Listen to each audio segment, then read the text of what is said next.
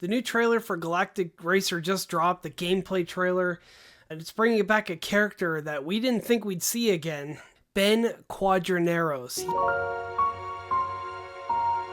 Yes, that's right. Ben Quadinaros is back. He's not, well, I wouldn't say he's looking good, but he's still out there racing.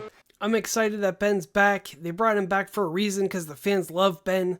We put Ben Quadinaros on a pedestal like always, but let's unpack this step by step because there's a lot of lore in here. Welcome back to the Nightmare. I'm the Lore Knight, your host, Galactic Storyteller Artist, and Seeker of the Lore alongside me, SQR3. How's it going, SQ?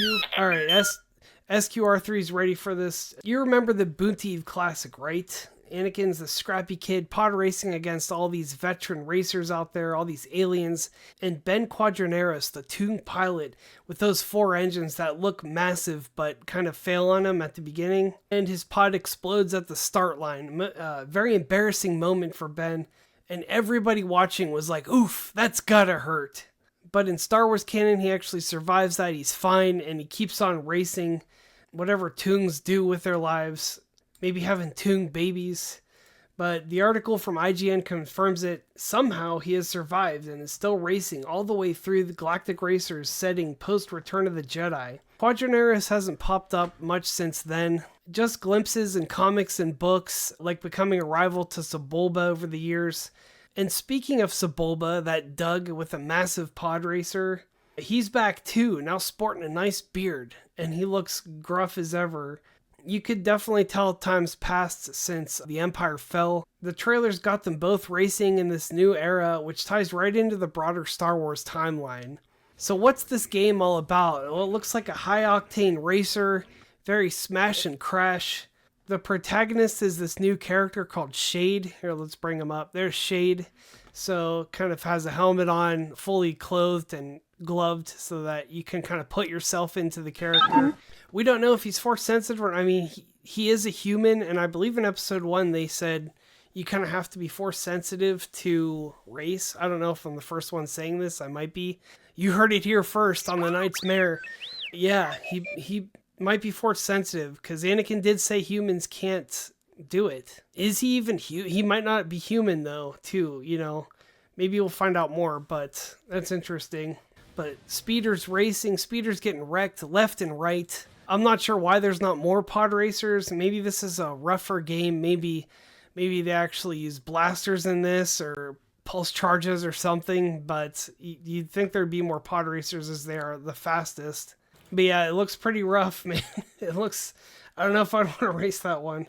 Shade gets a little bit of a narrative there where he's talking to this grumpy alien, or the alien tells him, I'd like to freeze you in carbonite. So maybe we'll get a little bit of a story there. And of course, that classic canon nod to carbonite, which I guess everybody knows that you can use that to freeze people now. Yeah, it looks like we get some different planets there. That's definitely not Endor. I don't know what that is, but yeah, it looks, I mean, the graphics look great. Let's talk about Fuse Games. It's out of the UK, founded by the vets of the Burnout and Need for Speed series. Those games are all about adrenaline rushes, crashing through barriers, and boosting like crazy. So yeah, the boosters are pretty much the best part of those games.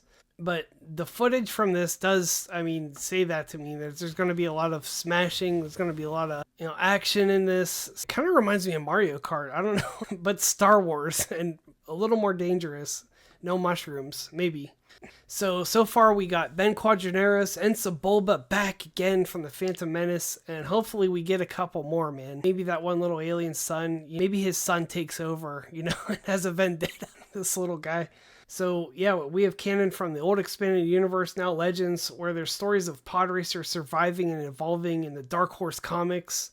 This game could weave some of that in, making it feel more authentic. Let's talk a little bit about pod racing while we're at it. Pod racing began as a very dangerous sport on Malastare, but Tatooine's Boonta Eve Classic made it legendary. We kind of did see echoes in Attack of the Clones with speeder chases, but now races till now. But game-wise, remember Episode 1 Racer? I don't know if you played that, but I've put a lot of hours into Episode 1 Racer, that classic N64 game where you could play as Ben Quadinaros. It was really ahead of its time. Those tracks were on different planets. Galactic Racer is kind of a spiritual successor to that, I feel like. multi-planet races, destructible environments.